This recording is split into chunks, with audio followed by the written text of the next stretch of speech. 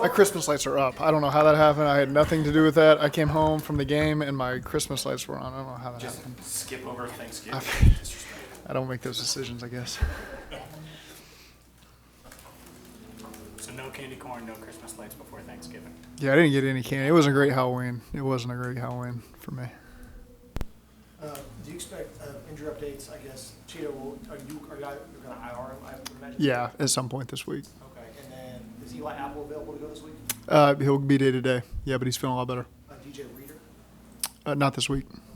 When do you? I guess when we get a better sense of when DJ will be ready. The bye. We get a feel at the bye. So I won't make any declarations there.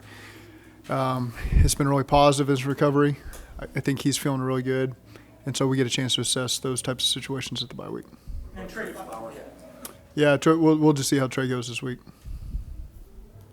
One more, Trey Hendrickson, did he come out of the game? Okay. Yeah. And Sam's finger. Yeah, Sam. I mean, it's his finger. It bothers him, but knowing Sam, he'll fight through it. Logan Wilson came out of it fine. Mm-hmm. Yeah, he did. Yep.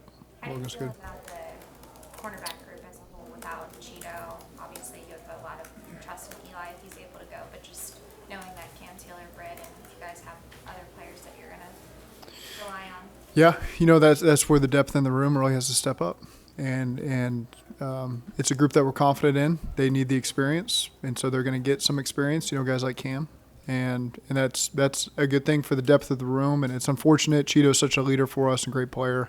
Of course, that's hard to replace, but again, we've got confidence. I know Chuck's done a great job with that room, developing those guys, and when their number's called, they'll be ready.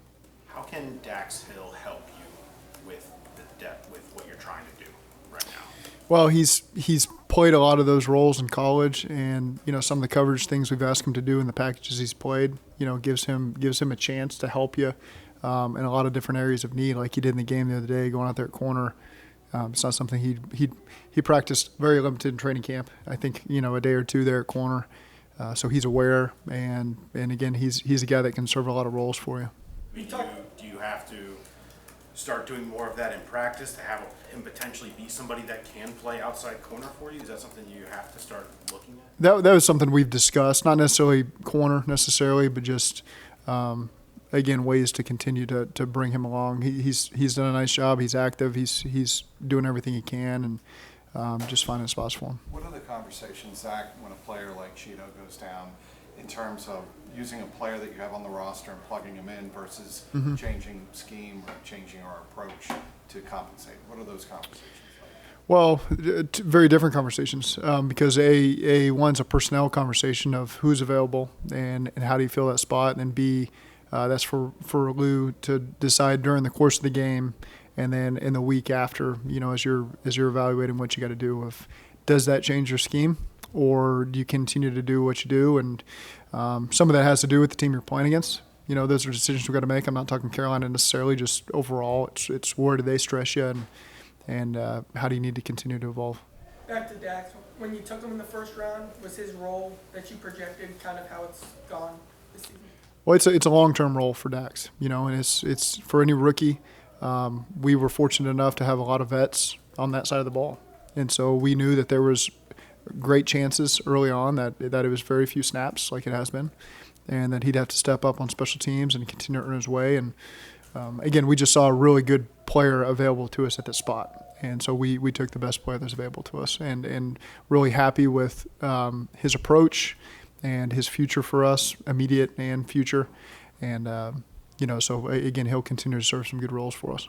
Looking at tape of both those guys after the game with young players like that, Yep. there's going to be peaks and valleys, ups and downs. Yep. Were there more ups than downs? There was good and things that we can improve on as well, and I think that's what you got to look at, and that's to be expected. There's no shocker there. They're playing against good players, and so again, there will be continued to be areas that they can improve in, and I know that they will. How big of a challenge it is for a guy that has not repped at outside corner to Yeah. step in and do that if asked? Yeah, that's incredibly difficult, to get out there and I'm sure it feels very different. There's times certainly the safeties get put out there when you're covering a tight end and man coverage and he's flexed out. So it's not foreign to them, and obviously Dax has played some of those roles in his past. But when you're out there and it's now a receiver, Amari Cooper, and you're matched up, it's different, if you haven't practiced it. And appreciate the way that he fought and went in there and did everything he could for us. Zach, what was the kind of conversations like internally amongst the front office ahead of the trade deadline, and kind of what led to y'all not making any moves there? Duke always does a thorough process of evaluating any potential needs we could have, and ultimately we stood pat. Zach, is there any updated Is there any updated timeline on Jamar Chase or any more clarity? No updated timeline. No, didn't put him on IR, which should tell you what we're hopeful of and what our thinking was. What? I'm sure you had a nice timeline and pipeline in Nebraska on Taylor Britt. Has he been what you thought from just maybe even from a personality standpoint? Yeah. How he approaches it? Yeah. He's a guy, when he's out there on the grass, he's super competitive, really locked in, dialed in. Practice is important to him. Competing is important to him. And that's right in line with the information that we had. What's your outlook on the Carolina Panthers surprise the Bucks and I guess Yeah. a lot of people with Yep. how they turned around after they let their coach go? No question. It's a good team. It's a good team. And starting with their defense, they're really equipped with talent across the board. They do a good job with their scheme, and that's maybe evolved a little bit the last 3 weeks, but really good. Really made it hard on the Rams, made it really hard on Tampa, and then this last week against Atlanta made some big plays, but it was a hard-fought game for them. So, and then you look at the offense side of the ball for them. They've got weapons there. Their quarterback's playing well. They got a lot of confidence in them, and so it's a team that. I don't really care what their record is. We just watch the tape and we see the issues that they pose and the talent that they have and the coaches they have on staff that are really doing a nice job putting them in a position to be successful. And they've had some games that haven't gone their way, but not for 1 second do we look at that record and think that's the type of team this is. This is a really good team that is going to fight you and has a lot of good playmakers on this team. What did you think of PJ Walker's throw at the end of that game? That's one you can tell felt really good when that came off his hand. You've kind of got those long distance tosses you've done, and probably summertime in college as quarterbacks, and he's kind of moving to his left as momentum's going forward, and you can just tell he got everything into that ball, and it came off his hand real nice. It didn't flutter at all. It's much farther than most guys can throw it, certainly. But I'm sure in his head that thing came right off his fingertips, and he thought, "Yep, I got that one." And it's really to a guy where everyone kind of fell asleep back there because the ball was probably initially supposed to go the sail route, and he just kind of felt like they had an edge over the top on the linebacker in the corner, and I think it even surprised the receiver there for a second. If you watch him, he kind of rolls up and then bursts and makes a great catch and what a spectacular play. So credit to him for buying time. They gave him time. He bought time. And then just heads up to be available down the field and finish the play was really impressive. How would you evaluate the offensive line as a whole through 8 weeks? I think they're doing a great job. What do you like about what they've done so far? Yeah, the communication, the protection, the camaraderie. Really, really pleased with that group. How would you evaluate Joe Mixon in all phases as a runner, a receiver, and in pass pro, and would you consider spreading snaps around to others? We do. I mean, Samaji's got, I think 17 catches this year. Mixon's got over 30. Has been really productive in the pass game, which even when we're not giving a lot of carries, that's an extension of the run game. Burrow does a great job spitting the ball out to Joe quickly so he can get downhill, and he does a really good job punishing people on contact, getting us what we need to stay efficient on normal downs. And so been really pleased with that part of things. In pass pro? I think in pass pro, those backs, they got to do a good job on the linebackers as they blitz inside there, and there's always things that we can improve on, but I think those guys really pay attention to the details and do everything we're asking them to do. Chris Evans had that nice catch on third down early in the first drive, as a matter of fact. How hard does it remain to get him reps with all the other offensive weapons you have? You do. He's in there, and the opportunities aren't always there for him. He got man coverage on that one, matched up on a linebacker outside, and so we threw the go route to him. And so there's plenty of other times where we call similar types of plays, and depending on the look is where the ball is going to go. So maybe they've gone to other guys for different looks, successful plays, and he's still been out there looking for that opportunity. So Joe does a good job of, again, finding the matchup and doing his best to exploit that. After the game, you talked about for the offense that stretch from the second to third quarter Yeah. was kind of being the key.